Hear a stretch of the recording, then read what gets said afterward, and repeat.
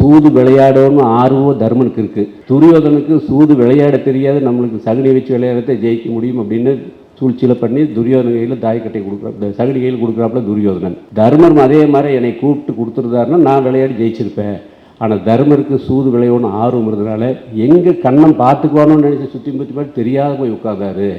அவர் பண்ண செயலுக்கு உண்டான விளைவுத்தான் நான் கொடுத்தேன். கடவுள் வந்து கூரை பிச்சுட்டு எல்லாத்துக்கும் கொடுக்க மாட்டார், அவர் சாட்சியாக தான் இருப்பார். நீங்கள் பண்ணுற செயலுக்கு தெளிவாக ஜட்ஜ்மெண்ட் கொடுப்பாரு. நீங்கள் நல்லது பண்ணால் உங்களுக்கு நல்லது நடக்கும், கெடுதல் பண்ணால் கெடுதல் நடக்கும். மாங்கொட்டை போட்டிங்கன்னா மாம்பழம் வரும், எட்டிக்காய் போட்டால் எட்டிக்காய் தான் வரும். இது ஐயா சொன்னதுக்கு கொஞ்சம் விளக்கமாக சொல்லிட்டு இருக்க. இது எதுக்காக அப்படின்னா, எந்த தொழில் வேணால் பண்ணுங்கள், எதை வேணால் பண்ணுங்கள், நீங்கள் சம்பாதிக்கிற ஒவ்வொரு பைசா வந்து நேர்மையாக உண்மையாக தூய்மையானதாக இருந்தால் உங்களோட 7 தலைக்கட்டு நல்லா இருக்குது.